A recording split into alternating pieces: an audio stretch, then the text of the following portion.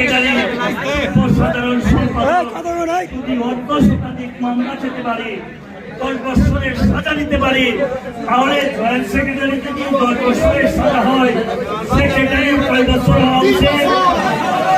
Minimum 20 বছর। উনি 20 দিনের জন্য জেলে যেতে পারেন না। উনি একটা মামলাতেও মুখোমুখি হয় নাই।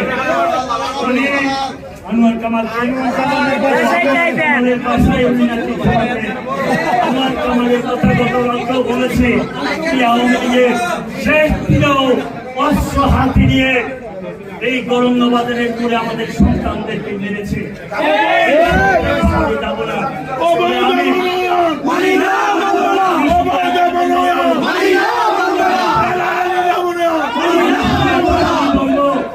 সেই নির্বাচনে যারা এই কাজটা করেছেন তারা আমাদের উপরে দোষারোপ করেছেন। চিন্নু ভাইকে, রুহুল ভাইকে, আমার শরীফ ভাইকে, আমাদেরকে দোষারোপ করেছেন।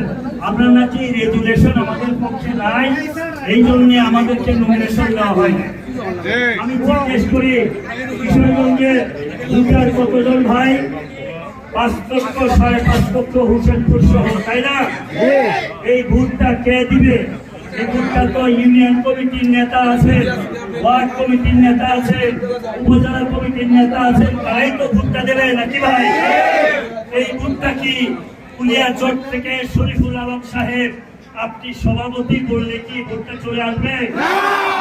আপনি তো আপনার কুলিয়াচর থেকে এই যে নির্বাচন করছেন, আপনি তো ঘরে ঘরে রাস্তায় রাস্তায় ঘুরে ঘুরে এখন নির্বাচনটা করতে হচ্ছে। আপনি এত জনপ্রিয় মানুষ, এরপরে একদিন গত 4 মাসে একদিনের জন্য আপনি কিশোরগঞ্জে আসার সময় পেয়েছেন বলে আমার মনে হয়। আপনি কিসের রেজুলেশন করেছেন?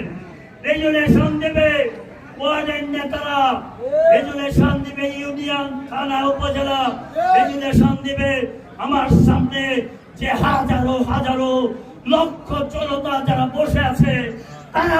আমরা যেহেতু ভোটের কথা বলবো, যেহেতু এখানে সবাই নির্বাচন করে এসেছে, আমার পাশে অ্যাডভোকেট শরীফুল ইসলাম শরীফ উপজেলা নির্বাচনে ভোট পেরে সৈয়দ পরিবারকে পরাজিত করে উপজেলা চেয়ারম্যান হয়েছে। জনগণ চিনে না উনিকে। রেজাউল করিম চুন্নু সাহেব ইলেকশন করেছেন, তার পাঞ্জাবি পিছন থেকে ধরেছেন। তা পুরুষেরা সবসময় পিছন থেকে টানে, পিছন থেকে টানার পরেও তো 70,000 ভোট পাইছে নাকি রে ভাই? এর পাশে রুহুল হোসেন